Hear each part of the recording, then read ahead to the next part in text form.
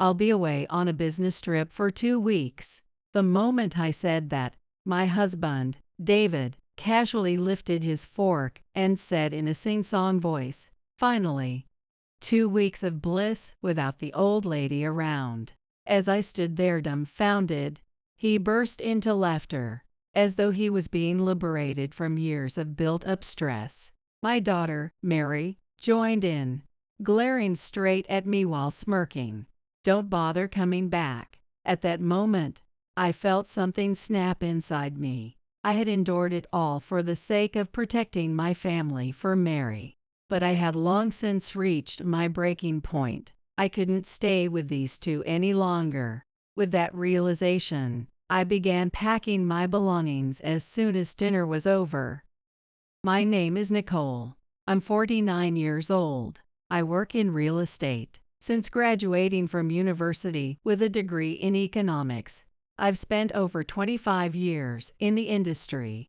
I wouldn't describe myself as particularly efficient, but I've steadily built my career and lead a busy yet fulfilling life. I have a husband, David, who is 3 years younger than me, and an 18-year-old daughter, Mary, who is in high school. On the surface, we appear to be a normal, peaceful family, but things are far more complicated beneath the facade. I first met David in my mid-20s. At that time, I was fully immersed in work and had only just started to see the fruits of my efforts. Marriage, let alone romance, didn't feel like something I needed in my life. David, a life insurance agent, frequently visited the office building where I worked. Between his appointments, he often found opportunities to strike up personal conversations with me. My initial impression of him was just a friendly salesman, but over time, his sincerity began to linger in my mind. "Nicole, I really respect you. I've never seen someone work as hard as you do." "That's not true. You work hard too, David." "No way. I just make it look that way." "But you're different. Your dedication is evident." To hear my work ethic praised by a younger man was unexpected. I felt a mix of embarrassment and warmth that I couldn't ignore. Looking back, that was likely the moment David became special to me. As a skilled salesperson, David was adept at bridging gaps and winning people over. Before I knew it, I had responded to his persistent advances, and we began dating. Things progressed smoothly, and eventually, we got married.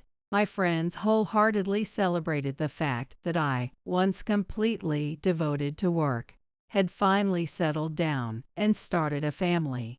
However, the reality of family life turned out to be far more complex than I had anticipated. David's charm and likability, which had initially drawn me to him, began to show a darker side. His smooth talk was often a tool for manipulating others.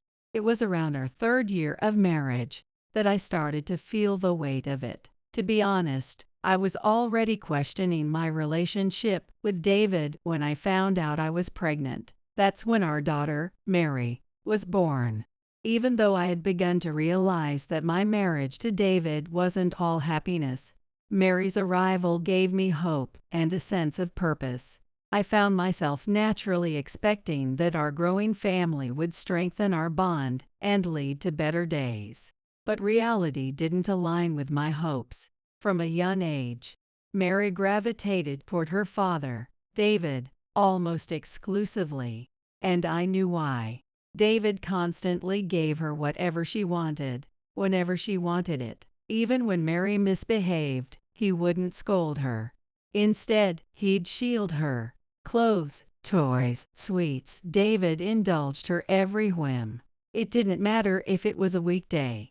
He'd take her anywhere she wanted to go. Mary seemed to understand this dynamic well, and naturally turned to David for everything. I made my own efforts to care for and connect with my daughter, but it seemed those efforts were lost on young Mary. David's skillful way of managing relationships kept me at a distance from Mary. Over time, I began to feel isolated within my own family. Was I just an insignificant presence in Mary's life? That thought crossed my mind more times than I care to admit. Still, I managed to hold on to my sense of self by focusing on my work. Work became my one and only refuge. David, once so kind and full of praise for me, gradually began to change as the years went by. He started treating me as though I were an old woman. "Hey, David, how does this new dress look on me? Don't you think it's a bit too young for you? At your age, maybe it's better not to push it too much." The David who used to compliment me was gone. Instead, he began to criticize me at every opportunity, frequently pointing out my age. And to make matters worse, David started involving young Mary in his remarks. "Hey, Mary, check this out. Mom's picked another dress trying to look young again." Well, seriously, she should start acting her age already. Having been influenced by David from such a young age, Mary gradually became comfortable making remarks that mocked me. Over the years, David and Mary's behavior escalated. Whenever I tried to push back, David would just laugh it off casually, as if my feelings didn't matter. "Oh, come on, it's just a joke. Don't take everything so seriously. Nicole, you know what your problem is. You lack the kind of composure that comes with age. Or is it menopause? Stop it, David. This isn't something you should joke about, especially not in front of Mary. Can you please stop? Can't you take a joke?" That reaction just proves my point, another sign of aging. Even when I tried to confront him seriously, David would just laugh it off. His smooth-talking, cheerful personality, which used to feel like one of his best qualities, had turned into something far more cutting. It was a change I never anticipated before our marriage. On another day, as soon as I returned home, David glanced at me and burst out laughing. "Wow, Nicole after work is really hard to look at. I've been with Mary all day, and the contrast makes you seem so much older." "Right, Mary. Believe it or not, Mom used to be young." "Dad, is that true? I can't even picture it," Mary said, laughing along with him. David, clearly pleased with Mary's reaction, nodded in satisfaction. Watching the two of them laugh together sent a wave of dark emotions swirling in my chest. Of course, I hated being teased about my age by Mary, but what enraged me even more was that David was the one fueling it. "David, enough. I've told you before to stop," I said firmly. "Oh, come on. It's just a joke. Don't take it so seriously. Do you really think saying it's a joke makes it okay? See? That's what I mean. You're so old-fashioned, Nicole." Even when I called him out, David never acknowledged any fault. Instead, he'd dismiss it with the same excuse, "It's just a joke," and made me out to be the unreasonable one for not accepting it. From Mary's perspective, her father's behavior probably seemed justified. Over time, she began showing more defiance toward me. When her actions became impossible to ignore, I pleaded with David to change his behavior, saying, "This is bad for Mary's upbringing." But David's response never wavered. "Bad for her upbringing? What are you even talking about? Mary's in middle school now. She's not a little kid anymore. You're overthinking this. I'm saying it because it is bad. Mary started mocking me because of you." "Mocking? Come on, she just teased you about your age a little. All teenagers talk back. It's just part of growing up. You need to deal with it. That's reality." It was clear that my words had no impact on David. He had no intention of changing his behavior or stopping his tendency to egg Mary on. Watching him act this way, I couldn't help but wonder, is there even a place for me in this family anymore? Thinking back, Mary's defiant attitude toward me had started around her late elementary school years. Back then, as her mother, I still believed, if I talk to her, she'll understand. I tried my best to bridge the gap with her through words. However, Mary continued to ignore all my advice and consultations, and her remarks toward me grew increasingly harsh, often mocking my actions or words. "Mary, don't you think it's time to be a little more careful with your allowance? If you keep spending so recklessly, it might cause problems for you in the future." Not this again. "Mom, you're so stingy. Why can't you be like Dad and just buy me things right away?" Without even looking at me, Mary threw out these words. Having grown up under David's influence, her comments became increasingly biting as the years passed, especially the word stingy. It had somehow become her favorite label for me. Whenever I tried to point something out, she would almost always fire back with it. "Hey, I want this. Mom, you can buy it for me this time, right? Oh, and I really need a new bag soon. Let me see. This outfit seems a bit pricey, doesn't it?" I think there were plenty of more affordable options that are cute and perfect for a middle schooler. And didn't we just buy a bag recently? It would be wasteful not to use that one. Forget it. That's why I hate you, Mom. You always criticize everything, and it's so annoying. You should try being more like Dad for once. Mary stormed off to her room, slamming the door behind her with a loud thud. Each time this happened, I was overwhelmed by a deep sense of futility, as if all my efforts had been for nothing. Every time Mary dismissed me as stingy and added, "Dad would have bought it for me," I felt crushed by the weight of David's influence on her upbringing. One day, when Mary asked for something again, I decided to approach the situation differently. Hoping to encourage her to think more carefully, I asked why she wanted it. "Mary, why do you think you need this? Is it something you absolutely can't do without?" "Well, it's trending, and everyone at school has one." "I see. But do you think buying something just because everyone else has it is a good enough reason? Money isn't infinite, so you need to learn to prioritize what you truly want." "What? Why are you acting all high and mighty?" "Mom, you're so stubborn. That's why people call you stingy." I sighed deeply. How could I get Mary to understand my point of view? As I stood there at a loss for words, I caught David smirking from the corner of my eye. Every time Mary showed such disregard toward me, David never said a word to correct her. If anything, he seemed to enjoy the spectacle. Another day, while I was preparing dinner, Mary once again repeated her stingy remark, and this time I couldn't stay silent any longer. "Mary, enough. I'm trying to teach you the value of money. Calling me stingy is uncalled for and disrespectful. Why? If you don't like it, just earn more money like Dad does. Dad always buys me whatever I want." The moment I heard Mary's words, I felt a cold sensation slowly spreading through my chest. To her, I was nothing more than stingy and mean. "Mary, think about it for a moment. I'm not saying this to be cruel. The reason I save money and try to be mindful of how it's spent is so that you won't face hardships in the future. Are you serious? You're just doing it all for yourself, right? Just spare me the lectures, they're so annoying."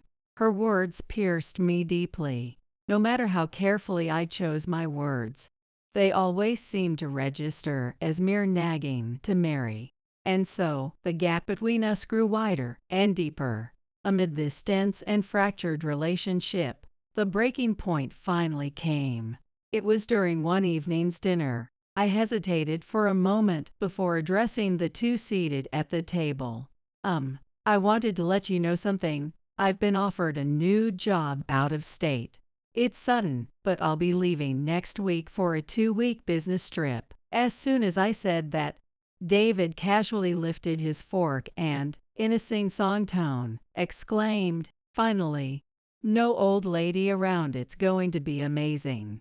I stared at him in stunned silence as he burst out laughing, as though he'd been liberated from some long-standing burden. Mary joined in, looking straight at me with a twisted grin. "Don't bother coming back," she said mockingly. "Now that's an idea. Who needs a near 50-year-old lady darkening the house anyway? Why not make the trip permanent?" David chimed in. "Yay, Mary's happier with just Dad. Don't come back, stingy old lady." In that moment, I felt something inside me snap. I had endured everything up to this point for the sake of my family, for Mary, I thought. But now I'd reached my limit. Swallowing the surge of emotions, I forced myself to stay calm. "I see now. I finally understand how you both really feel about me." David let out a sly laugh before responding. "Oh, come on. It's just a joke. Don't take it so seriously. Honestly, taking some time apart might be good for everyone. Refresh a little, you know." "Exactly. It's just for fun." "You never get jokes, Mom," Mary added, exchanging an exasperated look with David before both broke into amused laughter. I couldn't bear to stay with these two any longer. That dinner was the final straw. After finishing my meal, I quietly got up and began packing my belongings. I stuffed my essentials into a bag and left the divorce papers I had prepared on the table. I walked out of that house without looking back. I no longer had any expectations or lingering attachment to David or Mary. Once I arrived at my business trip destination, I completed the assigned work efficiently and started making preparations for a new chapter in my life. Even after the trip ended, I chose not to return home. Instead, I embarked on my new beginning.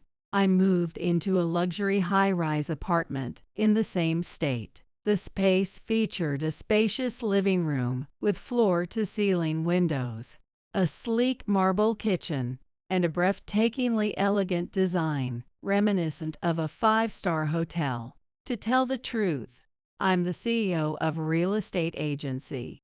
The company I co-founded with my friend Amy has grown steadily, earning a respected reputation in the industry. For someone like me, moving into a luxury high-rise apartment was no challenge at all. The modest lifestyle I led was a deliberate choice to instill proper financial values in Mary.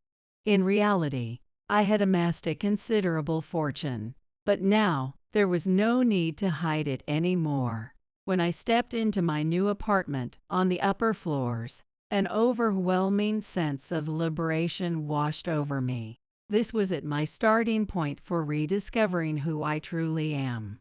Settling into my new environment, I decided it was time to take action against David. With the help of a trusted lawyer, I sent him a formal notice of his infidelity. I had long suspected David of cheating. His behavior, his words, and his frequent business trips and over time raised countless red flags.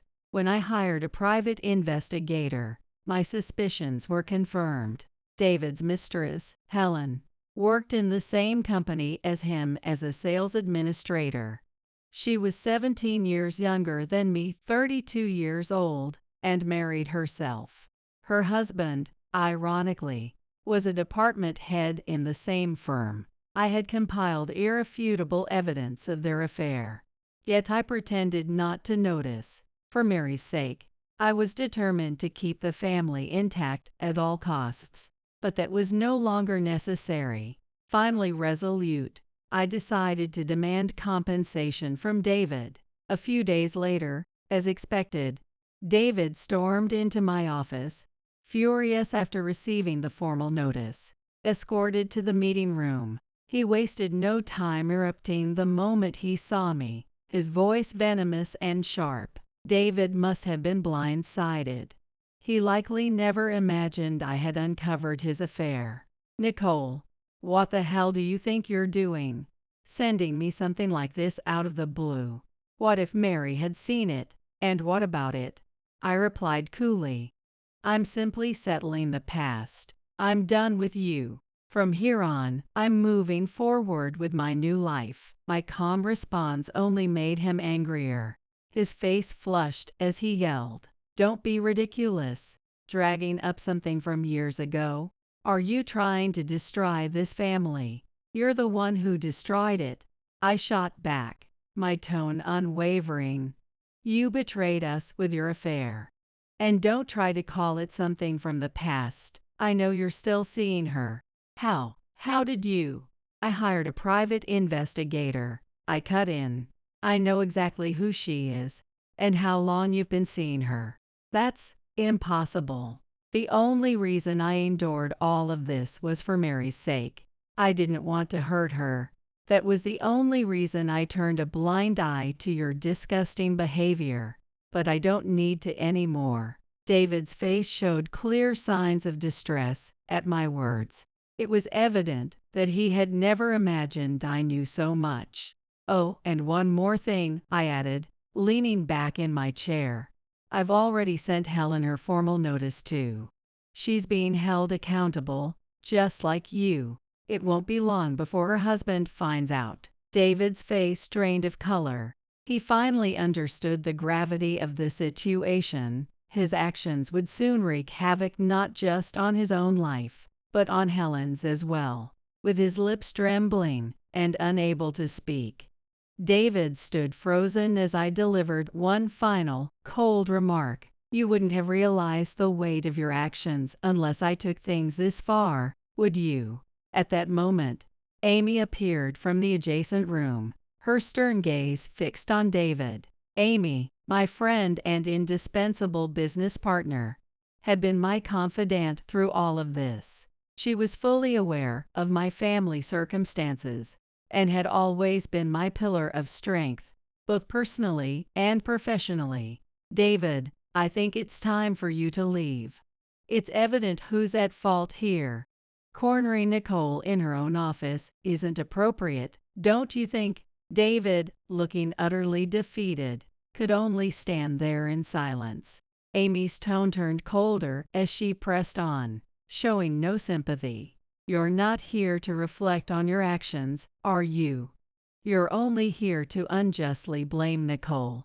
But no matter what you say, her decision won't change. So please, leave, now." Urged by Amy's unwavering stance, David left the office, unable to muster a word. But my reckoning wasn't limited to David. I had also taken action against Mary. Shortly after moving into my high-rise apartment, I canceled her mobile phone contract and her tutoring classes. Up until now, I had shouldered every expense for Mary, her tuition, extracurricular activities, and even her phone bill. But after enduring her constant ridicule, hearing her call me stingy and mean, I concluded that she no longer deserved such privileges. Without her phone, Mary initially turned to David for help. However, preoccupied with his mounting legal and financial troubles, David had no time for her. And, frankly, he didn't have the resources to pay for her phone either. With no other options, Mary eventually came to my apartment. That day, Amy and I were in the middle of a work meeting when Mary arrived unexpectedly. I was a little taken aback by her visit, but the exhausted, distressed look on her face brought me a sense of satisfaction. "Mom, what's wrong with you? Canceling my phone and tutoring. What were you thinking? Do you know how much trouble I'm in?" Mary's frustration was evident as she confronted me, but I met her gaze with icy composure. "All this time, I've been using my hard-earned money to support you and David, but I no longer see that as my responsibility. Your phone and tutoring, those are luxuries you no longer deserve." Mary opened her mouth to retort, but Amy interjected calmly. her voice cutting through the tension. Mary, do you even know who your mom really is? Let me tell you something. You're standing in the office of Nicole, the CEO of this company. Mary's expression turned to stunned disbelief. It was the first time she'd heard this truth, and her shock was palpable. Wait, Mom's a CEO? She stammered.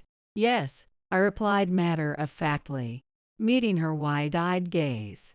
To maintain your father's dignity, I've kept my position as a CEO a secret until now. But let me be clear. Every single thing you've taken for granted, your phone bills, tuition, even your gifts, was paid for by me. Your father, he's just a low-salaried contract worker. But Dad, he was always the one buying me things. Mary protested weakly. No, I replied firmly. That was my money. He just acted like it was his. I stayed silent because I wanted you to feel like you were living in a normal family. Mary's face showed clear distress.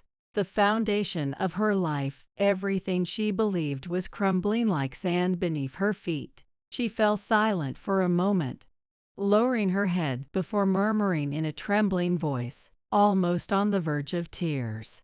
I'm sorry, Mom. I didn't know. I didn't understand anything. I've said such terrible things to you.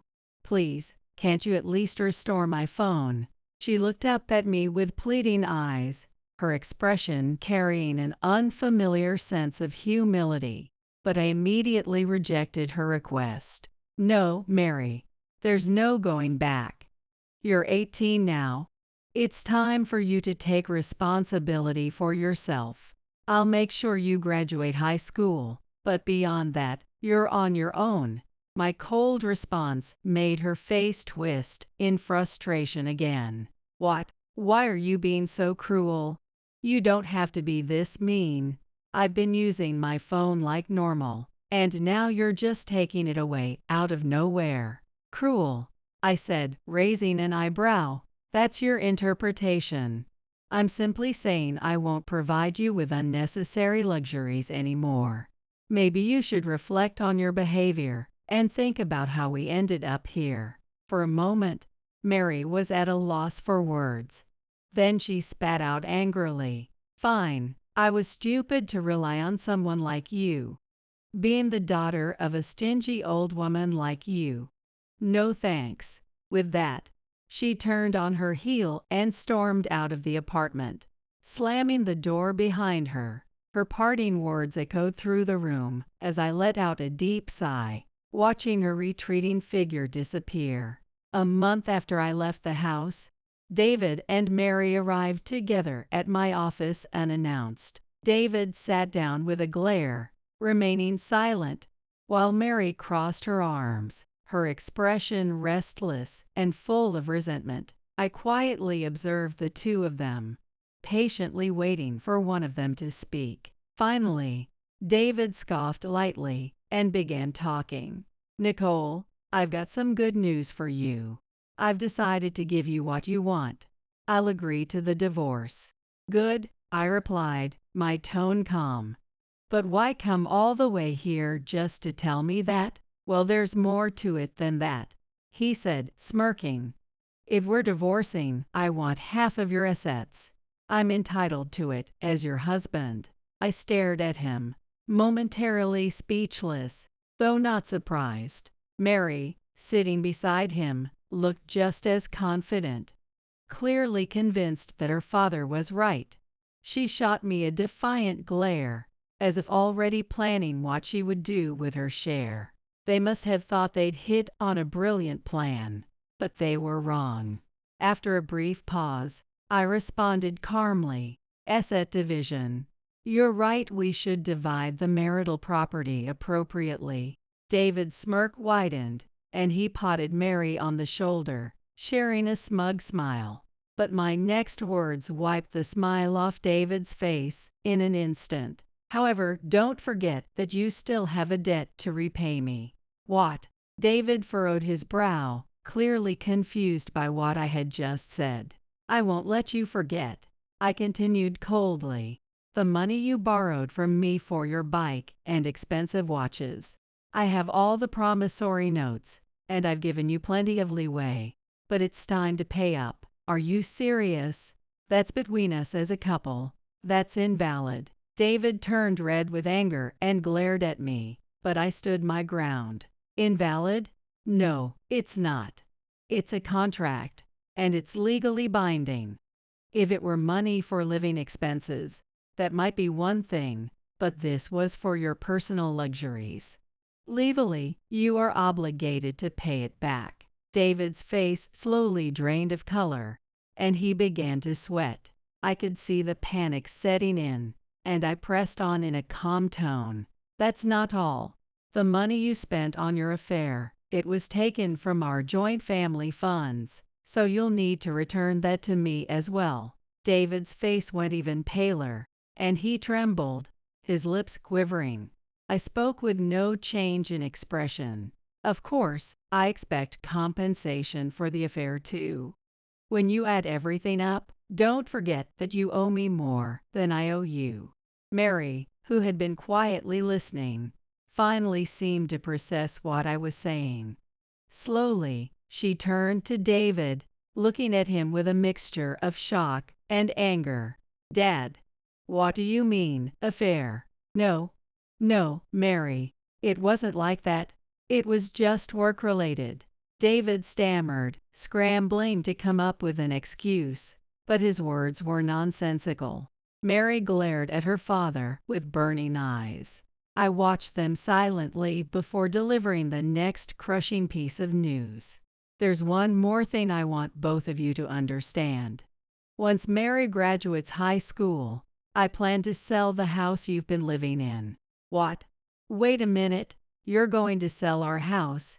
I won't let you do that, David shouted, and Mary's face twisted in confusion and anger as she looked at me. At that moment, Amy, who had been quietly listening in the next room, entered the office and calmly addressed them. Apparently, she had overheard everything we had said. Both of you, listen carefully. That house was bought with Nicole's money when she was single. David, you have no claim to it, and neither does Mary. What?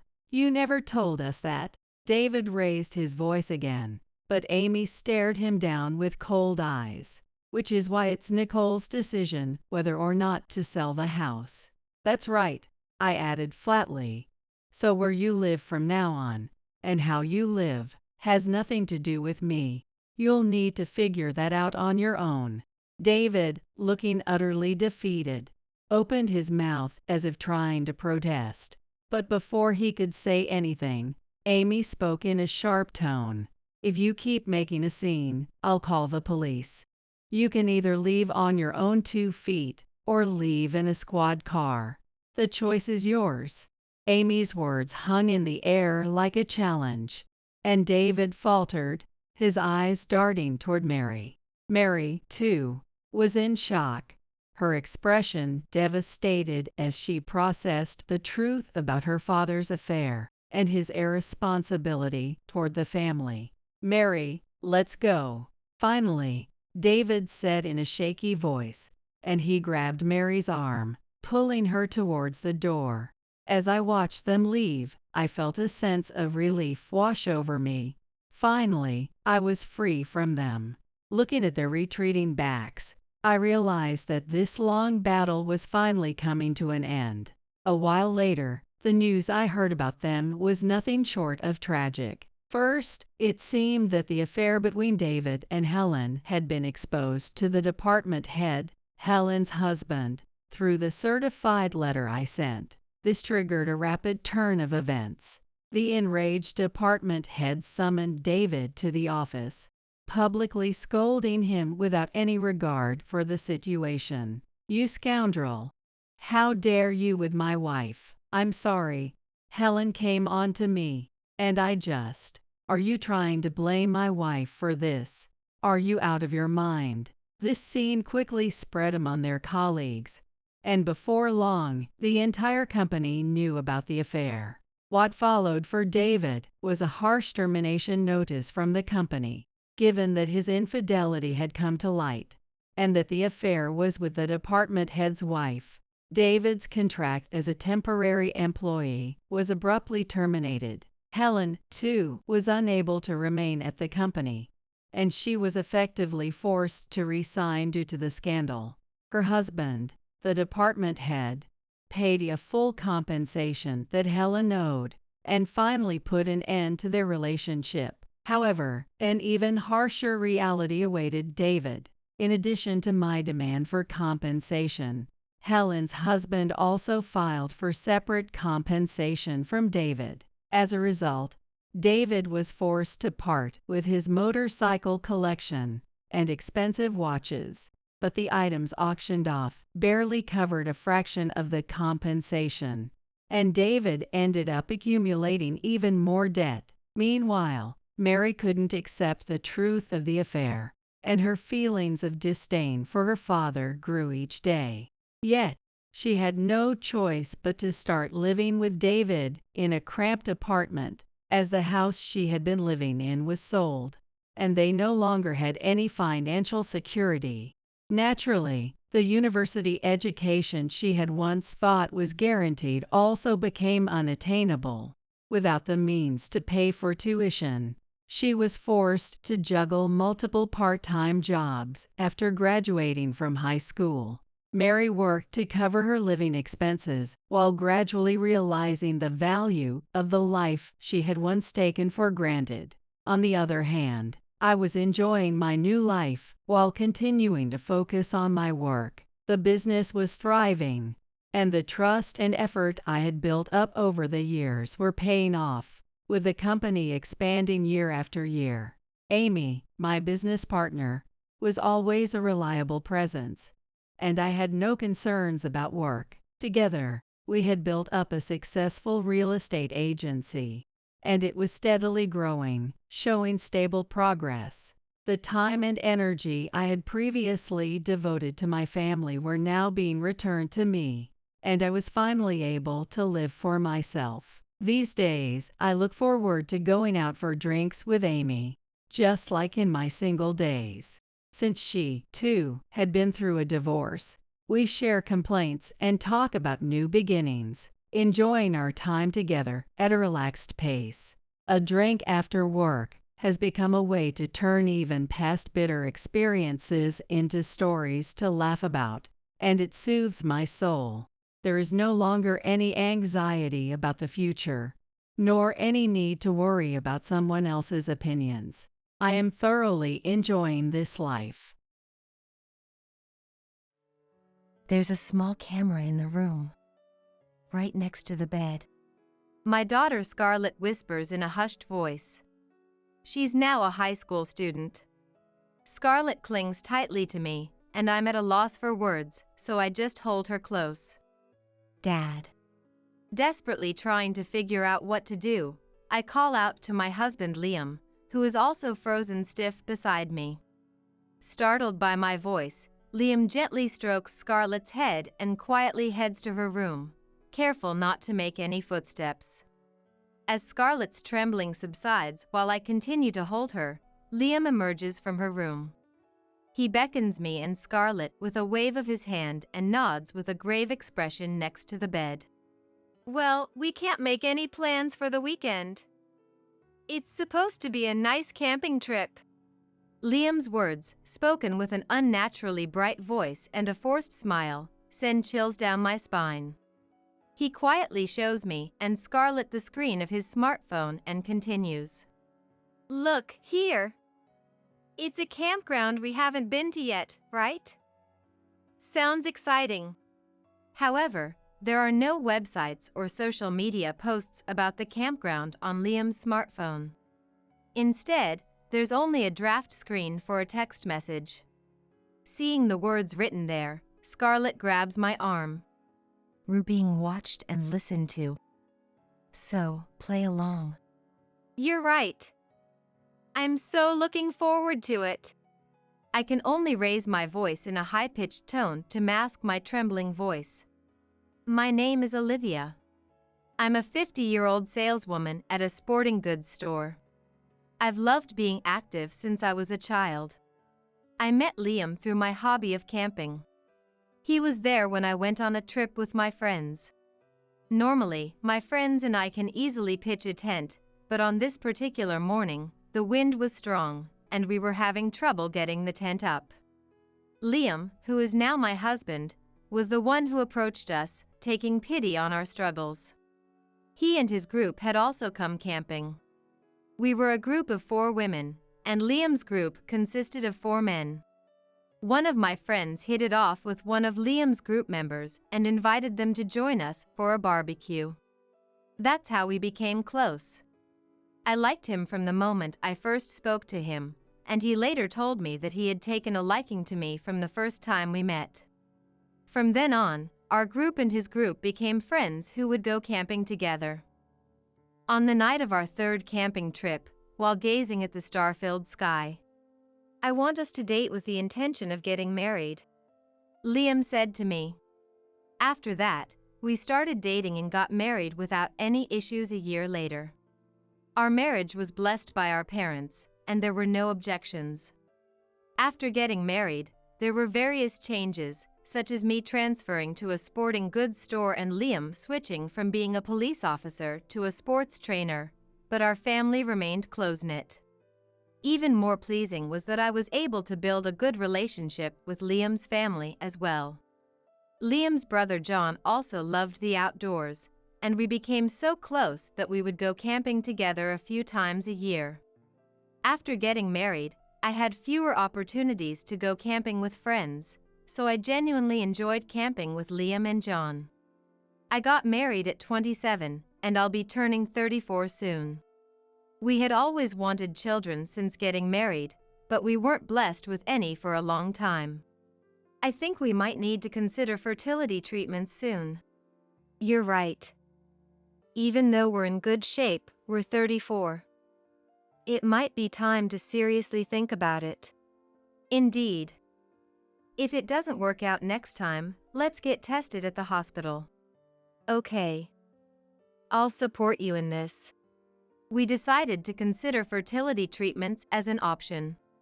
However, just then, I was able to get pregnant naturally. And I gave birth to a healthy baby girl, whom we named Scarlett. As the long-awaited first grandchild, Scarlett was adored by the whole family as she grew up. Despite being spoiled, she didn't grow up to be selfish, which was a relief. Scarlett seemed to be very fond of John, who looked young for his age.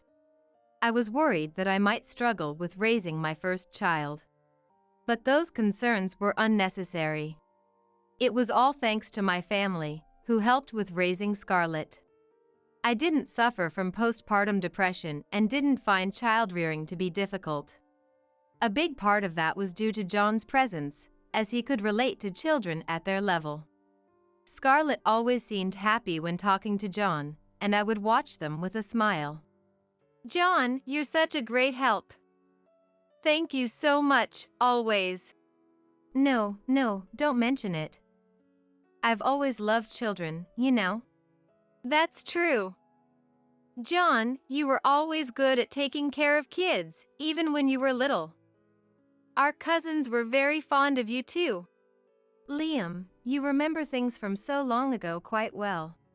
You often gave stuffed animals you won from UFO catchers to our cousins, right?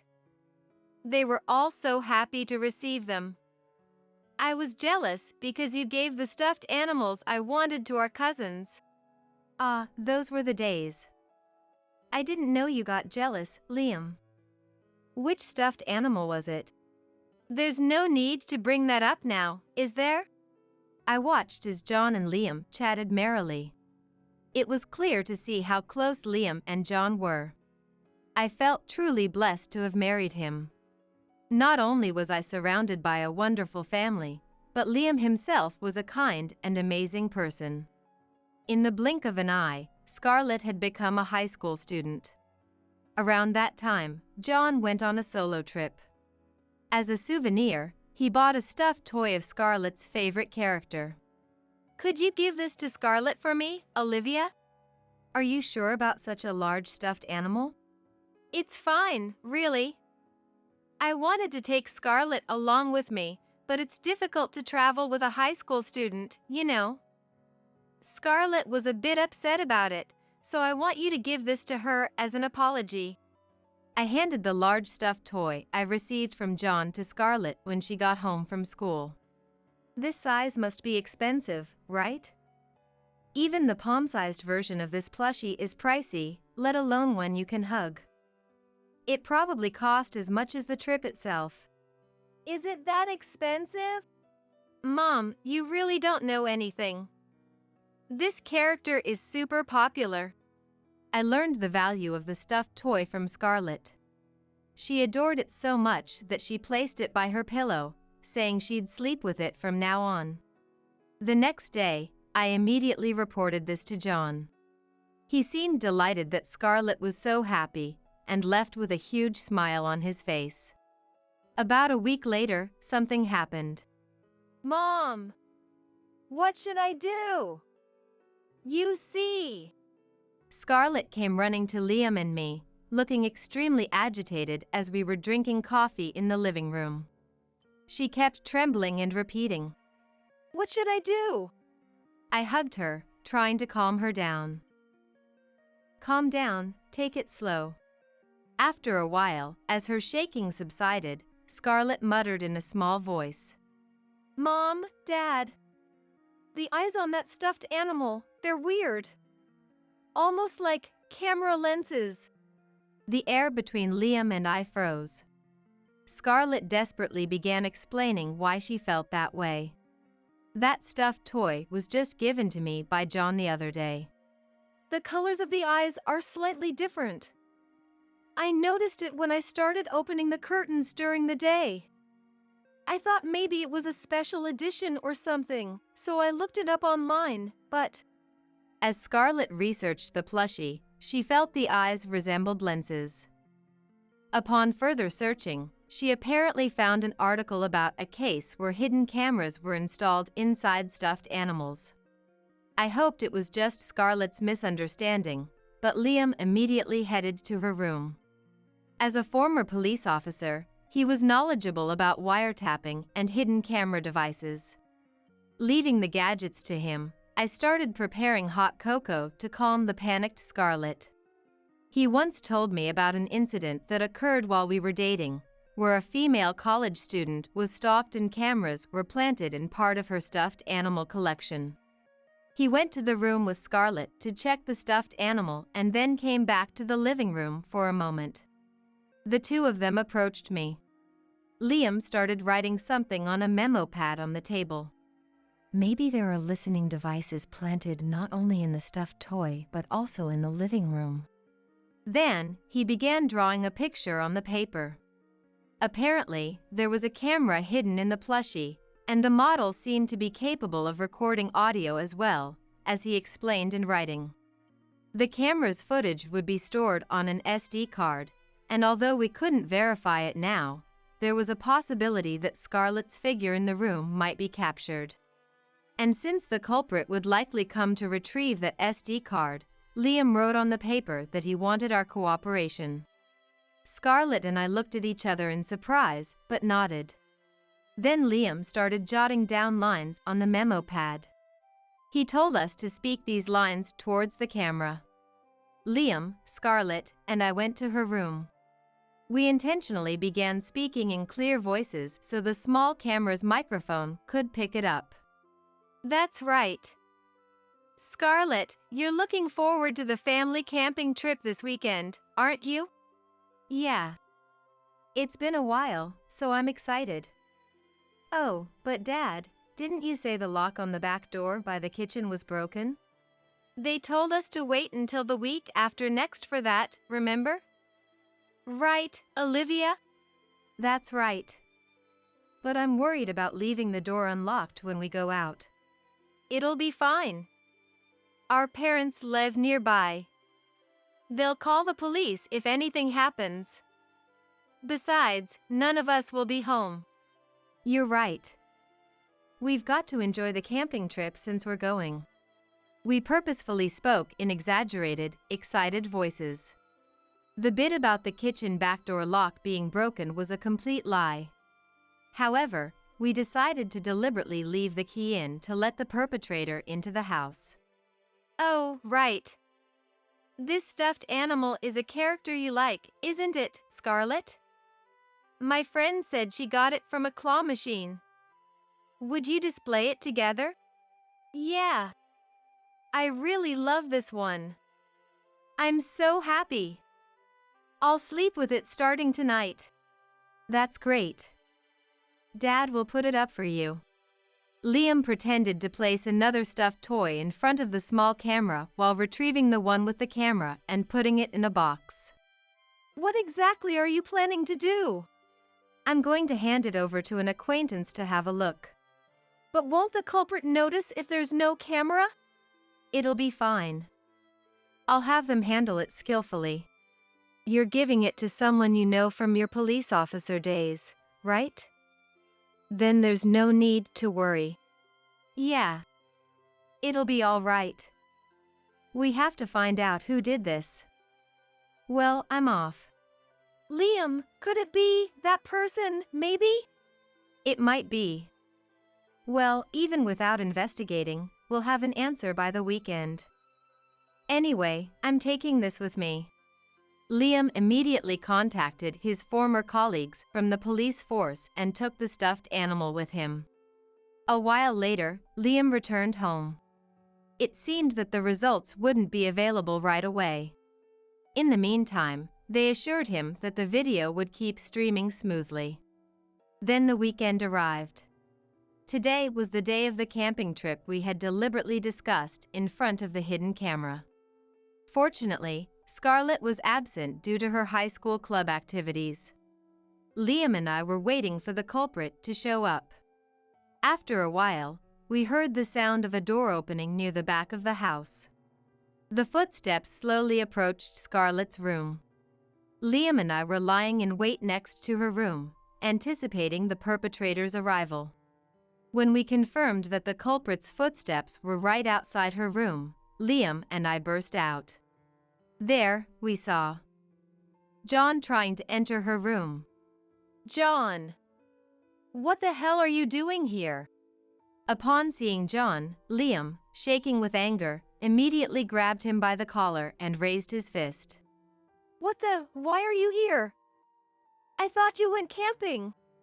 John tried to resist, using both hands to break free from Liam's grip. Seeing this, all I could do was clench my trembling hands. I couldn't believe that he was really the culprit. Although the stuffed toy was from him, maybe he was just being used and there was another perpetrator. I was holding on to a sliver of hope that John had been unknowingly coerced into cooperating. Unlike his usual kind expression, John's face was cruel and cold as he struggled to escape Liam's grasp. Don't mess with me. Why would you do something so horrible? Spare me the lecture. It's too much of a hassle. Enraged by John's unrepentant attitude, Liam punched him with all his might. Struck by him, who regularly trained his body, John collapsed onto the hallway floor as if he had been thrown. However, he immediately got up and started running towards the front door, prompting Liam to tackle him. Don't you dare run away! Pinned down by him, John let out a sound like a frog being crushed. Liam and I worked together to tie John's hands and feet with duct tape as he lay there. Finally unable to move, John let out a low growl and clicked his tongue loudly. John! Explain why you did this. Liam questioned coldly. John averted his gaze and shut his mouth. But as Liam gradually applied more pressure to his arms, John started rambling as if he had given up. I couldn't stand the fact that you got married before me, had an adorable daughter, and built a happy family. That's why I took care of Scarlett, to steal the position of father from you. And then she grew attached to me, she was just so cute. Liam gasped at John's resentful words. Perhaps getting excited, John's voice grew louder. And then that cute girl became a high school student, looking all sexy, and she's clinging to me, you know? Of course, I'd get excited. I don't want to miss a single second of her turning into a woman. Stop it! Liam shouted, restraining John, who was spitting as he yelled. Seeing Liam's trembling hands, John snorted. But you know, I haven't done anything yet. I haven't forced a relationship on her or made any sexual demands. And yet, you only use me for childcare, and now that Scarlett is of age, you're going to treat me like a pervert? How convenient for you. Gripping Liam's clenched fists, I glared at John. It's true that you helped us a lot when Scarlett was little, and we appreciated that. But that's a separate issue. Just because you took care of her since she was young, does that make it okay to secretly record and listen in on her if you don't force a relationship? Of course not. Regardless of age, hidden cameras and wiretapping are crimes. As I spoke calmly in a low voice, John frowned in displeasure. Don't come near Scarlett ever again. I was truly relieved that she wasn't here right now. I didn't want her to know that the older man she had adored was capable of making such an ugly face. Don't ever come near my family again. From today onward, I no longer consider you my brother. Yeah, I get it. John spat out, seemingly in defiance. I can't trust just a verbal promise. Stay right there and wait. Even if you don't tell me, I have nowhere to go because of you, so of course, I have no choice but to wait.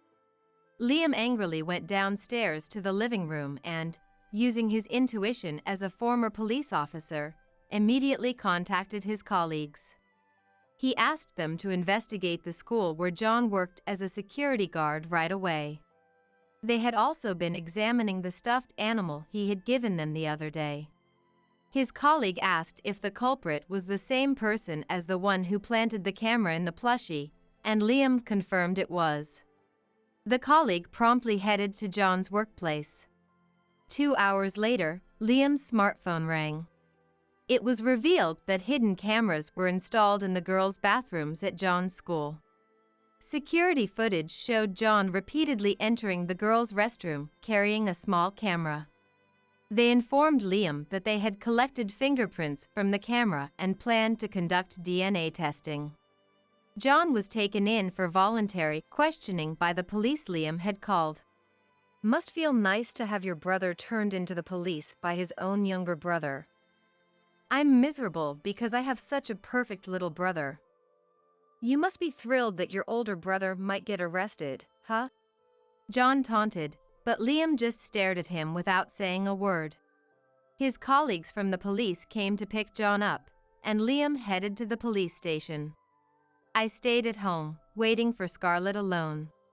In the evening, Scarlett returned from her club activities. Scarlett, you won't be able to see John anymore. I immediately told her those words. Scarlett's expression darkened, as if she had realized something. I hugged her and tried to comfort her. I had relied on John since she was little, and I felt so guilty towards Scarlett that I couldn't say anything. After a while, Liam returned from the police, and we decided to go out for dinner as a family of 3. When we went to eat, Scarlett regained a bit of her energy and smiled at us. Liam and I felt a little relieved.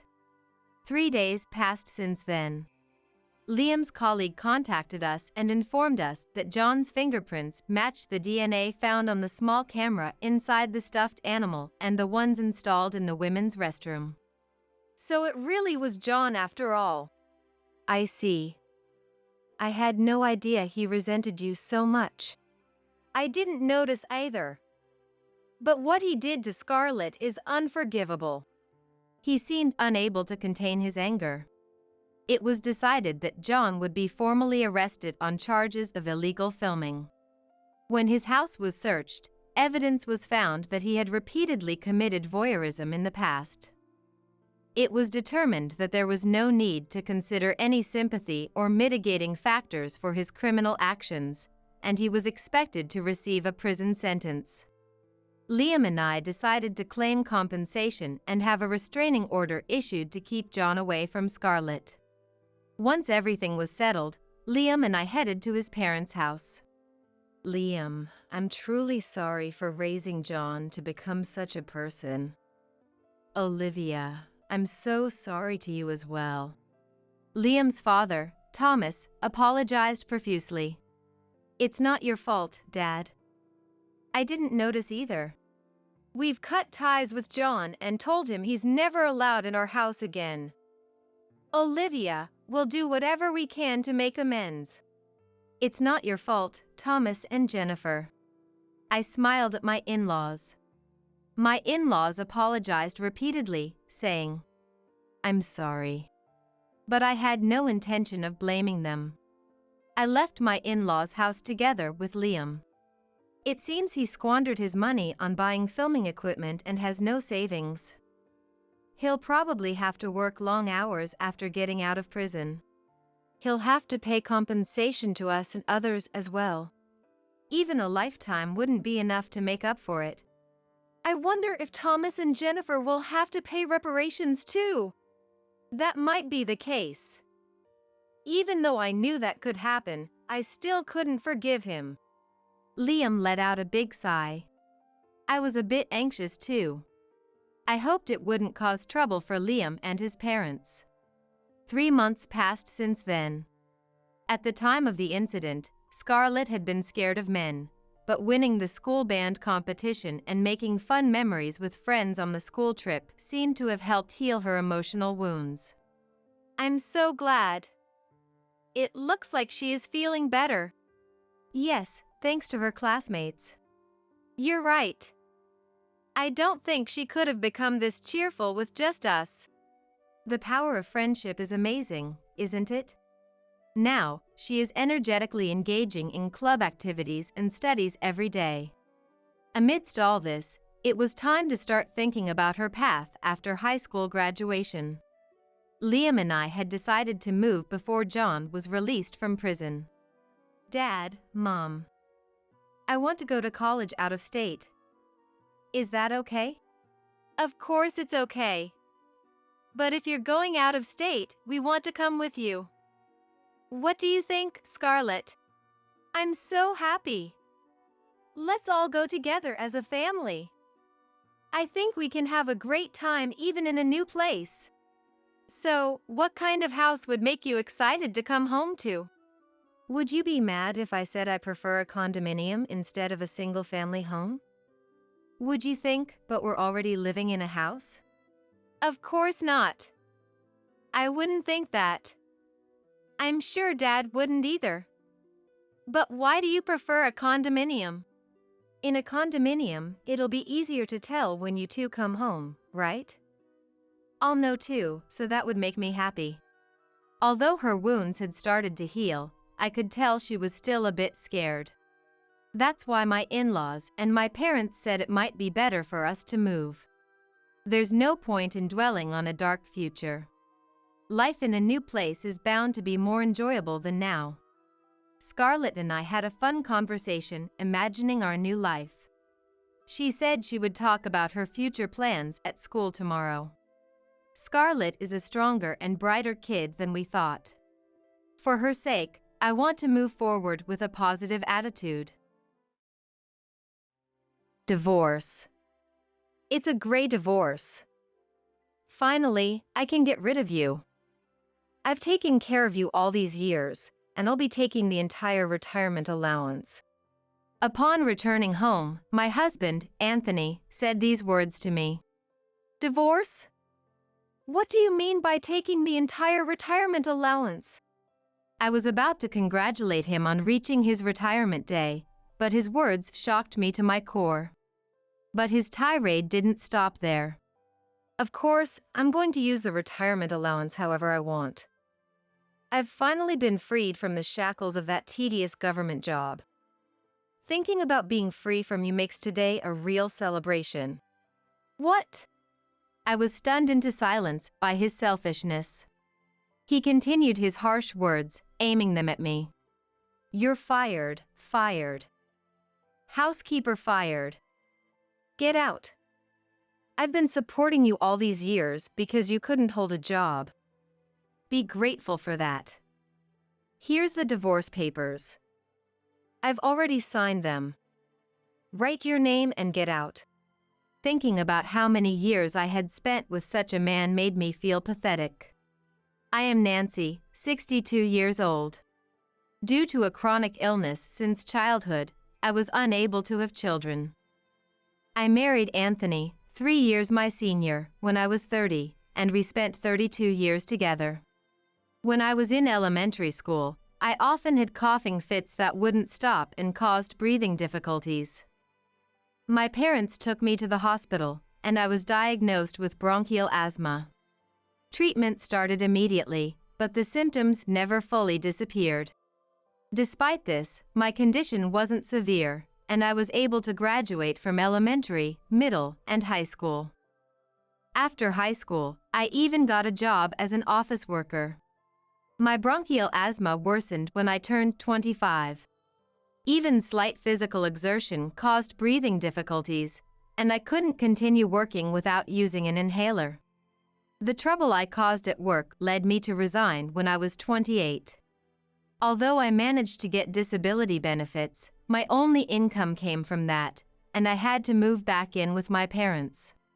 Things took another turn for the worse when my doctor told me that pregnancy could worsen my asthma. I was an only child born to elderly parents. Worried about my future, as I couldn't work or have children, my parents discussed my situation with various relatives. That's when my kind Aunt Betty came up with the idea of introducing me to a man. Nancy, there's a nice man with a government job. What do you think? But I have a chronic illness. I can't work, and I can't have children. That's okay. I told him about your situation, and he still wants to meet you. I highly recommend him. Well, if you say so. Because of my illness, I never considered marriage. However, feeling guilty for worrying my parents and thinking that if there was a man willing to marry me despite my illness, I should at least meet him, I agreed to the introduction. This is Anthony. And this is Nancy. Hi. I'm Anthony. Anthony, introduced by my Aunt Betty, made a quiet and reserved first impression. Nice to meet you. I'm Nancy. Nice to meet you. Throughout our meeting, Anthony never put on a friendly face. But, with my illness making me feel inferior and thinking it was a miracle that someone would be interested in me, I started dating him with marriage in mind. While dating, Anthony wasn't particularly friendly and sometimes showed signs of pride.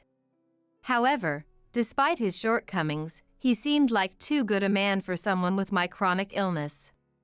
Because of that, I married him the year I turned 30. Even after marriage, Anthony never became more affectionate, but I noticed he became talkative after drinking. Most of the time, he just complained about work. Damn it. They always blame everything on me. Sure, I made a mistake, but it wasn't all my fault. Listening to his complaints, I felt he had a tendency to blame others for his mistakes, which probably annoyed his colleagues. Still, he was the one supporting our household. Knowing I couldn't have children, I was grateful he never complained about it. I devoted myself to household chores to make his work life as pleasant as possible. However, as the years went by, he seemed to lose interest in me. Our conversations were mostly about practical matters, and if we did talk, it was me listening to his complaints about work. We never went out together, and I realized he didn't mention the fact that I couldn't have children because he simply didn't like kids. I tried to make up for it by preparing his favorite meals and giving him thoughtful gifts on his birthday and Christmas. I also tried to engage him in conversation, but it never reached his heart. He never gave me gifts or words of appreciation. I often felt like just a housekeeper. Yet, there were no other problems, and he was supporting me. One time, while talking to friends I met at my floral art class, They said their relationships with their husbands were similar. My husband and I hardly talk. But isn't that normal? Same here. We only talk about the kids. Is that so? I don't know much about other families, so I was worried. It's normal. It's not just your family, Nancy. Apart from the friends I met at the floral art class, I had no one else to consult. Hearing about other couples' lives made me realize that marriage might just be like this. Around the time we had been married for 15 years, both my parents passed away in quick succession. With their passing, our connections with relatives diminished significantly. It was around this time that Anthony's behavior started to become strange. Even with our limited conversations, after being married for so long, I understood how he was at work. Anthony, who worked at a government office, wasn't the type to strive for higher positions. He didn't socialize with his colleagues much and left work right on time every day. He was probably quite isolated at work. He started coming home late, claiming it was due to overtime or socializing with his boss. One day, while preparing his suit for dry cleaning, I found a long, light brown hair on the collar. My hair was black, so it couldn't be mine. The suit also smelled of a sweet perfume. Though he said it was just socializing with his boss, I couldn't shake the thought of infidelity. A single hair is not enough to prove infidelity. Still, I couldn't shake the thought of Anthony having an affair. I spent most of my time at home, aside from the floral art class and shopping. Having done office work before, I was used to detailed tasks. Since that day, I began meticulously recording his behavior. Days that felt off and why. Days he came home late. Days he was unusually cheerful. After some time, I found red lipstick on one of his shirts. When I asked a friend from the floral art class, she said no club woman would do that. She suggested it was a declaration of war from a mistress to the legal wife. A husband who had no other enjoyment might have started an affair and lost all sense of boundaries. My friend's words struck a chord with me. Indeed, he had few pleasures. His main joy was having a drink with dinner. If he had started an affair after turning 48, it seemed plausible. That might be true. If he starts dipping into the household funds for his affair, you need to be firm. Understood. Soon after, Anthony started staying out all night without any notice. It wasn't just that. As my friend had warned, he began withdrawing money from our joint bank account without telling me. I wasn't working, but I made an effort to ensure Anthony could work comfortably. Our household funds belonged to both of us.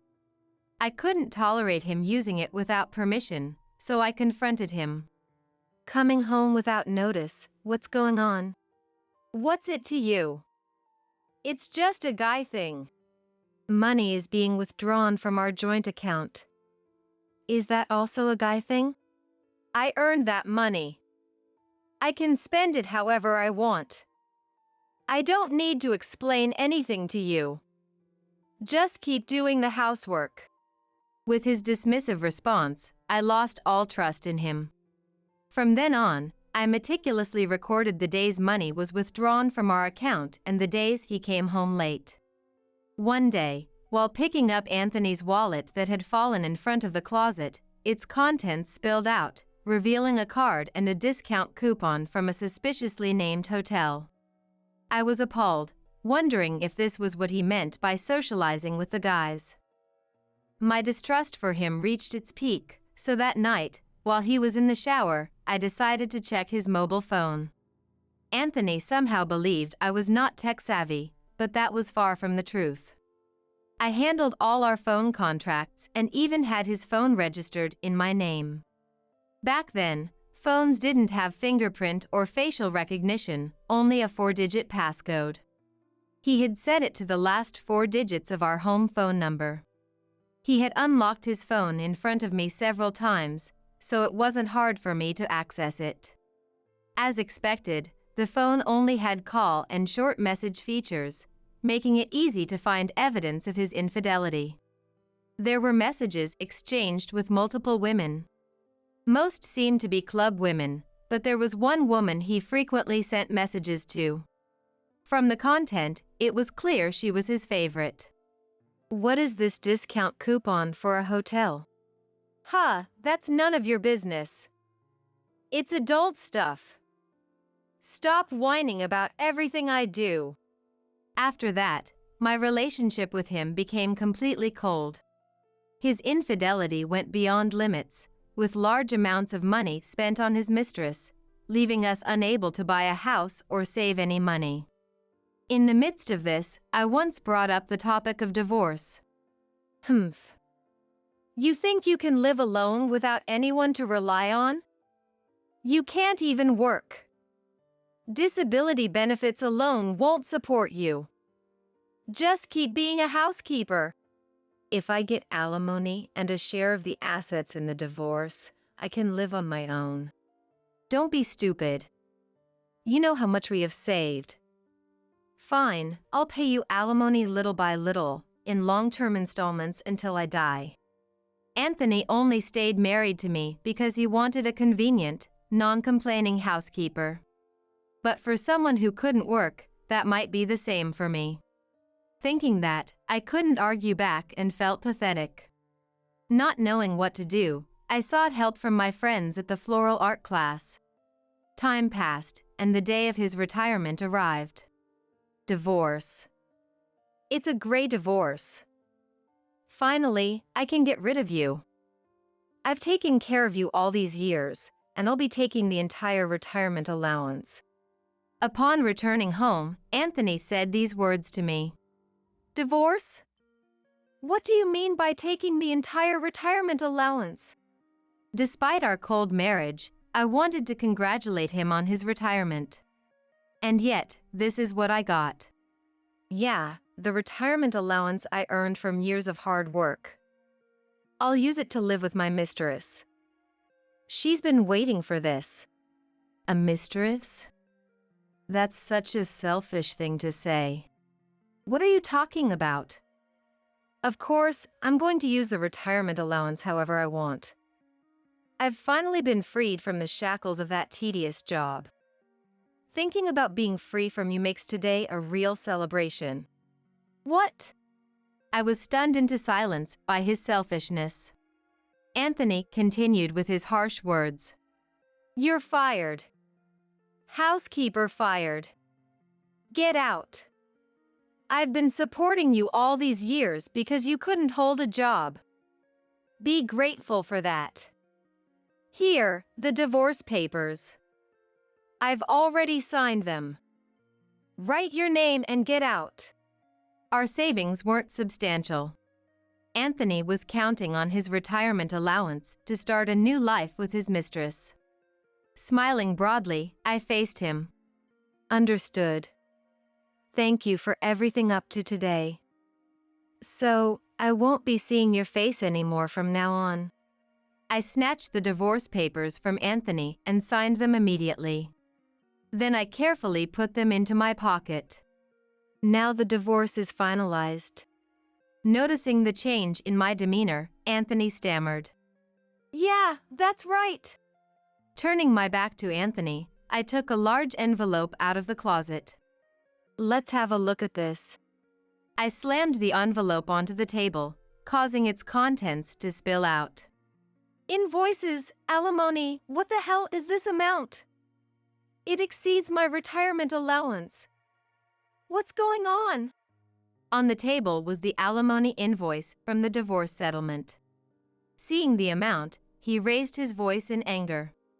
"Rather than me explaining, let the lawyer do it." "Lawyer?" Ignoring Anthony's shock, I opened the door to the adjacent room. "Nice to meet you. I'm from the law firm." There stood a lawyer in a suit, offering his business card. 17 years ago, the day after I first talked about divorce with Anthony, friends from the floral art class came to check on me. "From what you've said, if you divorce now, you won't get much money." If possible, wait until your husband retires and take all the retirement allowance. That sounds like a good idea. Your husband doesn't seem to want to leave you immediately. Oh, Nancy, my brother works at a law firm. It's best to involve a lawyer early on, and I can introduce you at a friend's rate. I think I'll ask for your help. When I went to the law firm my friend introduced, they advised me to gather solid evidence of infidelity if I wasn't divorcing immediately to secure a favorable outcome in the future. They also offered comprehensive support for what I couldn't manage on my own. 17 years passed. The total amount he had spent on his mistress was substantial. The total alimony exceeded his retirement allowance. Recently, when I checked his phone, I saw messages with his mistress about telling me about the divorce right after he retired, so I had the lawyer come to my home in advance. The amount he spent on his mistress from household funds was about $1,000 a month, totaling over $200,000 over 17 years. Adding $30,000 for prolonged infidelity, the total exceeds Anthony's retirement allowance. Anthony, clutching the detailed invoice I had slammed down, trembled as the lawyer explained. Wait a minute. There's no proof I spent that much from the household funds. And no proof of a 17-year-long affair. I've been recording all withdrawals from the joint account used for the affair for 17 years. I also have records of communications between Anthony and his mistress. Copies of the evidence are in the envelope. You looked at my phone without permission? It's not your phone. It's my phone that I contracted and lent to you. So it's my phone. This is ridiculous. You probably saw me as a convenient, compliant wife.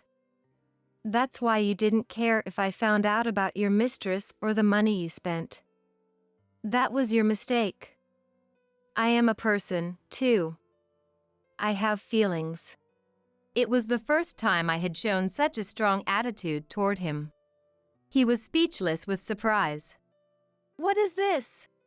Rest assured, I'll file the divorce papers first thing tomorrow. Damn it. Pathetically, Anthony spat those words and fled the house.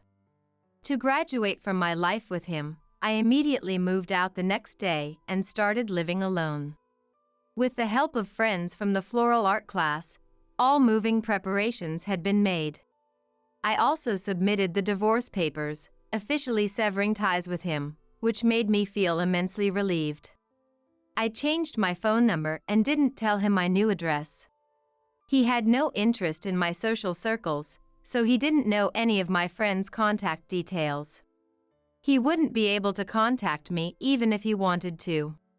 I had no intention of reaching out to him either. However, about a week after submitting the divorce papers, I received a call from the lawyer, who updated me on his situation. According to the lawyer, without his retirement allowance, his mistress left him. She had only been interested in the money he would bring. Even the other women he had been seeing had no interest in being with him. Anthony, with no money, was abandoned by everyone. Like me, he had no one to rely on. He had no close friends or family. His pension was limited due to club debts. Anthony told me about his situation, mixing it with complaints. He wanted to reconcile with you, but I told him it was impossible since the divorce papers were already submitted. There was no way I'd take him back. I didn't care about his struggles. I thanked the lawyer and hung up. I am happy now. My asthma attacks have decreased. It must be because the stress from living with him gone. With disability benefits, Social Security, and alimony, I can live comfortably without luxury. Also, I enjoy working remotely with a computer, reconnected to society after a long time. My friends from the floral art class were happy about my divorce, and we meet more often. My life used to rely on Anthony. But now, I am determined to live my life on my own terms. Because we're going to live with my parents. If you oppose, we are getting divorced.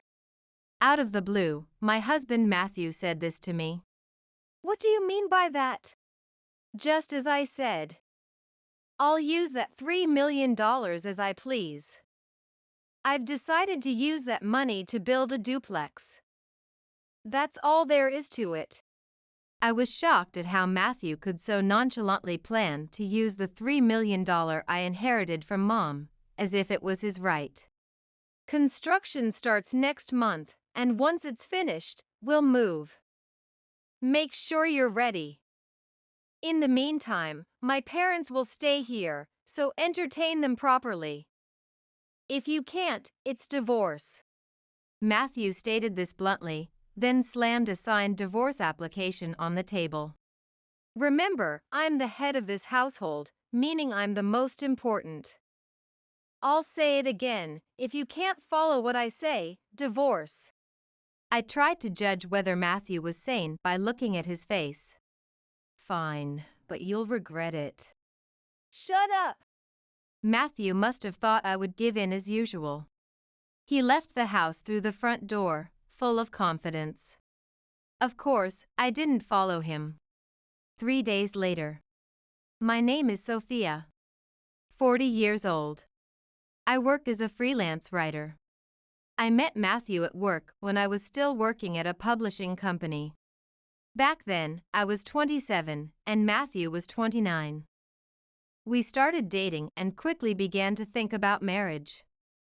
6 months later, we were married and living together. Soon after, we had children. I quit my job due to my pregnancy. I took a break from work to raise our kids, and once things settled down, I resumed working as a freelance writer.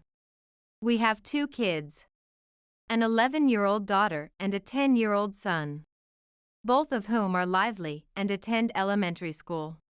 Working from home most of the time allows me to be there when the kids come home from school, so they don't feel too lonely. Matthew works in sales, often coming home late, but sometimes he spends time with the kids, like taking baths together or going to amusement parks or movies as a family. I'd say we were living a very good rhythm of life. We're currently renting, but once the kids get a bit older, we plan to build a house on a piece of land we like. We've been saving up for it. I was satisfied with our life, but unfortunately, tragedies can strike unexpectedly. My mom suddenly fell ill. By the time it was discovered, it was already too late to do anything but ensure she could live her remaining time as comfortably and painlessly as possible. Though I said I was satisfied with our life, that was in the context of our immediate family of 4. The conversation changes a bit when it comes to my parents. My dad passed away due to illness when I was in high school. Fortunately, we owned our home and Dad's insurance covered the mortgage, and with Mom working, we weren't financially strained. But without any grandparents or close relatives to rely on, it must have been hard and lonely for her, raising me alone. However, I didn't face much financial hardship and was able to go to college. I did contribute to the household finances after getting a job, but I never had to forego anything I wanted and could dedicate myself to my career. When I got married and left home, my in-laws weren't very happy about us living in the same area as my family home. My in-laws are farmers in Matthew's hometown, proud of their work and continuing to farm into their 60s. I respect and admire their dedication, but apart from that, they seem to hold outdated views on gender roles, thinking men should always come first. Matthew moved to the city for university, found a job, and then we met and married. My in-laws weren't pleased with him marrying. Once you're married, you're a wife. Quit your job and help out here, Matthew's father, Thomas, told me even before we got married. And not returning to help on the farm. I have my own career, and there's no work for me if I return. Matthew argued, convincing them to begrudgingly accept our decision to live near my childhood home, though they'd complain to me over the phone occasionally. Well, my parents are making compromises, so please, just tolerate the occasional phone call, Matthew would say, and I thought that was the least I could do. My mom, while happy to have her daughter and son-in-law nearby, was also mindful of the in-laws, so I figured enduring it was my way of respecting both sets of parents. The in-laws have made numerous infuriating comments over the years. When our daughter Madison was born, they said, "Why didn't you have a boy to carry on the family?" "They won't live with us, can't produce an heir. Why did Matthew choose such a wife?" That was the first thing they said. Without even a congratulations, this was how they spoke. Matthew responded to this by saying, "Those are rural values, just let them say what they want." I was angry, but decided to swallow my words and ignore it, considering we fundamentally disagreed. Then, a year later, when our son John was born, "Well done! Now we can finally accept you as a wife." they were overjoyed and said, "Bring him back for everyone to see." I was surprised. After all, traveling to the in-laws' house requires a plane and bus ride, taking at least 4 hours at the shortest. It's impossible to take a newborn and a 1-year-old that distance. Matthew, praised by the in-laws, seemed to want to show them off, but, "Aren't you worried about your children? It's fine if the in-laws want to meet them here, but it's impossible to take them. If you insist on taking them, then I'll leave this house." After I made my case, he finally gave in. I threatened the in-laws with the possibility of something happening to the heir, and after much complaining, they reluctantly agreed. The phone harassment towards me intensified, but I endured it to protect my children. The in-laws never made the trip here. The reason is the distance. It's an hour's drive to the nearest bus stop from the in-laws' house, then a 2-hour bus ride with several changes to the airport, and another hour by plane. Just the travel time is 4 hours, plus at least another 2 hours for transfers, making it a half-day journey. Even for the sake of the heir, the in-laws, who hardly ever travel, found the distance daunting. I felt bad that they couldn't see their grandchildren often because of the distance, but since they didn't visit, I settled for sending lots of photos and tried to be considerate. The first time we visited the in-laws' house with the kids was when they were old enough for preschool. Matthew arranged his work schedule, choosing a time outside the busy holiday season when we wouldn't have to stand the whole way, and took them to the in-laws' house. The in-laws were very happy, mostly with John, virtually ignoring Madison. This made me uncomfortable, and I preferred not to visit again. Around that time, Matthew's work became busier, making it difficult to take time off, so we haven't visited the in-laws' house since. I was relieved, though I felt guilty for frequently visiting my own parents since they were nearby. But considering their attitude, I convinced myself it was justified. Matthew agreed, so, albeit naively, I let it be. Until this recent incident. I stayed with my mom as much as possible between her diagnosis and passing, making sure the kids spent time with her to avoid regrets. The in-laws complained, "You hardly let us see the grandkids, but your parent gets all the attention."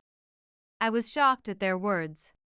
The situations were completely different. My mom was given a limited time to live. We'll be gone soon. And they say this knowing she won't be around much longer. I cried to Matthew. "Maybe because I told them the kids were visiting your mom. Just bear with it." But he only said. I felt desperate with him. Looking back, it was always like this. When it came to the in-laws, him just asked me to bear it. Just be patient. And leave all it to me. Leaving me to deal with everything they said without ever defending me or showing any intention to. I dealt with the in-laws alone, partly because I never had issues with my mom, feeling obligated to handle them by myself. At this moment, I realized that he was that kind of person. Up until now, the trust and affection I had for him seemed to fade away. But, if there was time to be shaken by such things, I'd rather visit Mom as much as possible. With that thought, I pushed through, ignoring whatever the in-laws said. Until the last day with Mom. There were many things on my mind, but I couldn't just cry. People can become strong for those they need to protect. I'm already a mom, I can't just be Mom's daughter. After cleaning up, I came to know something unbelievable. Mom had rented a safety deposit box at the bank. Inside it, unbelievably, were gold bars. There was quite a lot, bought a long time ago. It seems it was purchased with Dad's life insurance money. There were also stocks. When valued at current prices, $3 million. It was more than surprising. And in the safe, there was also a letter written by Mom. It said, since Dad's insurance covered the home loan. And she was working, I wasn't an expensive child to raise. The money saved was turned into gold and stocks for when it might be needed. She wanted it to be effectively used if anything happened to her. That's what it said. Mom's feelings sank deep into my heart, and I cried, holding the letter. It's often said not to disclose the amount of inheritance even between spouses, but I couldn't keep silent about this amount and told Matthew. $3 million? Matthew lost his words. I too was at a loss for words, and we sat in silence for a while. What do you plan to do with that 3M? Matthew was the first to break the silence. What do I plan? I was at a loss too. For now, I plan to not touch it until the inheritance is settled. I'm the only heir, so I don't see any problem. That makes sense, Matthew said, looking up as if calculating something. Anyway, I just thought I'd let you know. I left the room, looking at Matthew who wasn't looking back. And so, I completed the inheritance process, and the $3 million worth of assets became mine. As soon as that happened, we're going to live with my parents. If you object, we're getting a divorce. Out of nowhere, Matthew said this to me. What do you mean by that? Just what I said. I'm going to use that $3 million as I please. I've decided to build a duplex with that money. That's all. He said it as if it were the most natural thing, and I was shocked. Hey, what's the idea here? What do you mean? Don't you have a clue? I don't understand. I truly didn't. How did it come to this all of a sudden? You lack not only clues but also compassion, Matthew said, sighing. Think about how you've been treating my parents all this time. Treatment? I didn't understand. Honestly, there were plenty of things they had done, but hardly anything I had done to them. You always took care of your own mom, but neglected my parents, claiming they were too far to visit except for once. Huh? Suddenly, I felt a shock as if my head had been hit. Even though I often go to my parents to see my grandchildren, I only went to see my parents once because it was far away. Wasn't that something we agreed upon? You wouldn't invite my parents here either. No, I had asked them to come many times, but the in-laws said it was too far and didn't come. Even for the wedding, despite it having Matthew's work colleagues, they said it was too far and didn't want to come, so we decided to have it in both the land where in-laws' house was and here. Anyway, I've made my parents endure a lot until now. I think it's okay to use that money for a bit of filial piety. Was this the kind of person he was? I had always thought of him as a normal husband, a normal dad. As I stood there dumbfounded, he continued with his story. I've always been dissatisfied with your attitude towards my parents. But there's no work back in our hometown, so I had no choice but to put up with it. Watching you prioritize only your parents, I've always wanted to do filial piety too. But I'm an adult. I kept silent so as not to upset you and disrupt our life. Huh? I silently said that in my mind. I decided to listen to all of his reasons, considering that I'm an adult too. But if there's such a large sum involved, that changes things. There's no need to strain myself with a tough sales job here. I'll quit my job and return to my hometown. I'll build a duplex there and start showing filial piety from now on. At that moment, when I had talked about Mom's inheritance, was he looking up at the sky, thinking about all this? To think he was making such calculations in his head. Matthew, looking me straight in the eyes, declared, Construction will start next month, and once it's finished, prepare for the move. In the meantime, call my parents here and entertain them properly. If you say you can't, it's divorce. After saying this, Matthew slammed a divorce application filled out on his part on the table. Remember, I'm the head of this household, which means I'm the boss. I'll say it again, if you can't follow my orders, it's divorce. I tried to gauge if he was sane by looking at his face. Matthew's eyes were bloodshot. One could say he was insane, or one could argue he was sane. What's clear is that he's blinded by the sum of $3 million.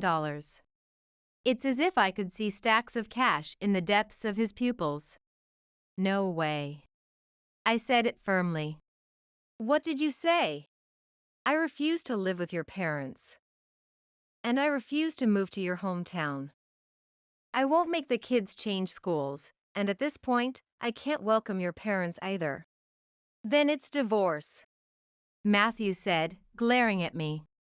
Fine, let's divorce. But just so you know, you'll regret it. Shut up! Matthew left the house and didn't return. 3 days later. Hey, what's going on? Matthew, who hadn't contacted me since leaving, suddenly made such a call. What do you mean? The gold bars and stocks. The safety deposit box is empty. Of course, it's about that. What do you mean? I moved them elsewhere, so it's not surprising they're gone.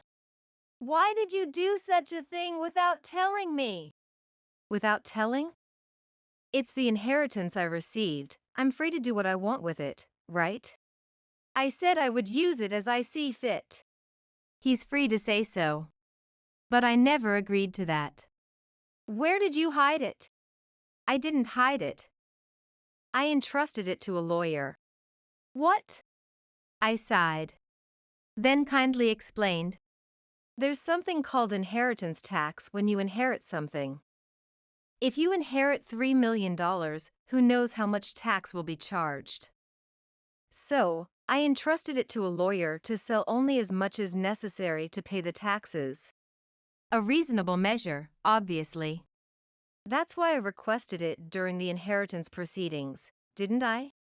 Get it back immediately and give me the money from the sale. Why should I do such a thing for you, a stranger now? Eh? He seemed not to understand what I meant. I'll say it again. Why should I do such a thing for you, who are now a stranger? What do you mean, stranger? We're husband and wife. Well, we were, until 3 days ago. 3 days ago? I sighed again and decided to kindly explain once more. You left the divorce application you signed, remember? I immediately submitted it to the office after you left. So, you and I are strangers now. Why would you do such a thing? That's something you decided to write and submit yourself, right? That was obviously a strategy to make you agree to the inheritance. I was astonished. He said it as if it were the most natural thing. Anyway, I've already submitted the divorce application, so you and I are strangers now. Even if we were still married, you would have no rights anyway. Hey, we're still married. Don't be so cold. His voice was almost crying. That's why we're not married anymore. Oh, and by the way, I didn't realize until you called, but you took the safety deposit box key without telling me. He didn't answer. Since the box is empty, I was thinking of canceling it anyway, so I didn't even notice the key was gone. If you were planning to take the contents without telling me, that's theft, you know. You're calling your husband a thief? That's why I'm saying you're not a husband anymore. But when you stole the key, we were still married. I'll have to consult with a lawyer about what that means. When I said this, he started ranting something incomprehensible over the phone. I don't understand what you're saying, so I'm hanging up now. But I quickly hung up and blocked his number, saying, that night, a call came from the in-laws. I had forgotten to block their number after blocking Matthew's. The in-laws had this to say. The house has already been demolished for rebuilding, and now you're saying to stop the reconstruction? Do you think that's going to fly? We've already hired the master builder, and it's too late to cancel now. He's already told everyone about the $3 million job with great joy. Bring the money immediately. If you apologize now, we'll still recognize you as his wife. Not wanting to engage further, I decided to let the in-laws rant until they were tired.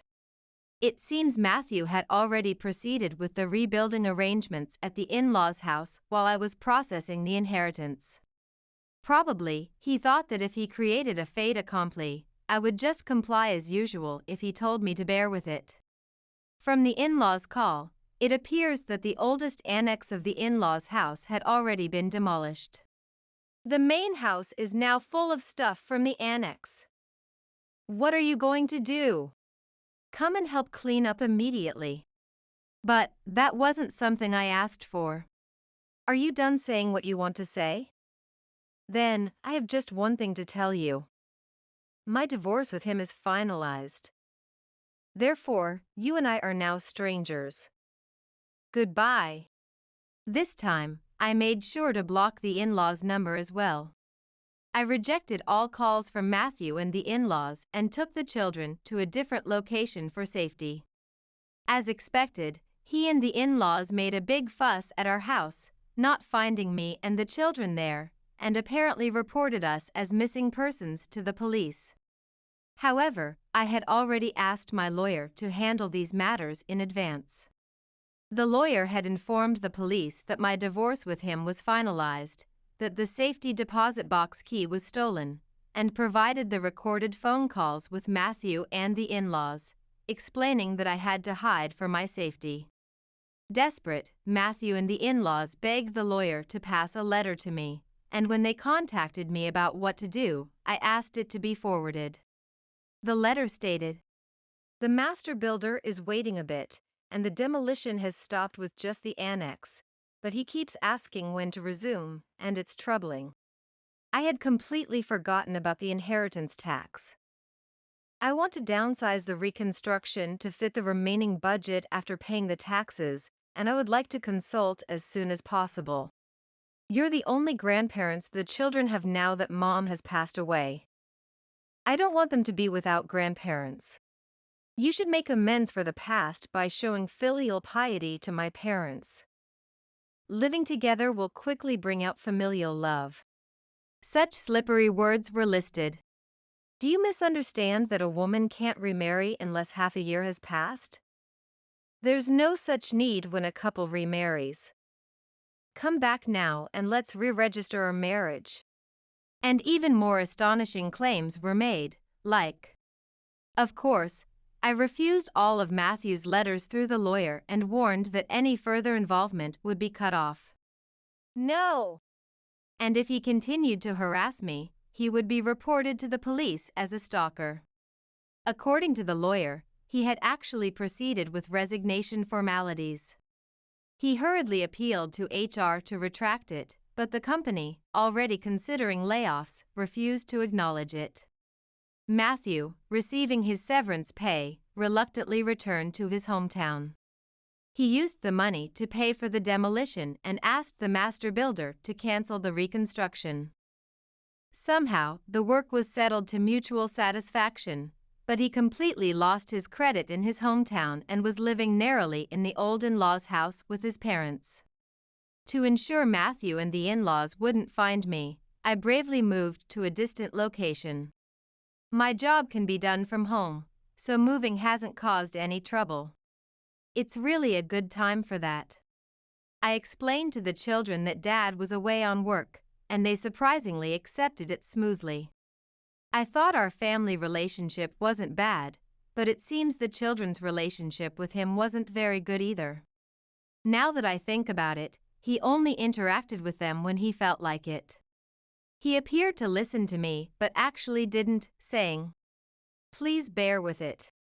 Maybe he had only that much involvement with the children as well. The inheritance will be carefully saved for the children's future. That money is for emergencies. And to ensure there are no such emergencies, just as my mom raised me solidly, I plan to live a stable life so my children grow up to be well-grounded individuals.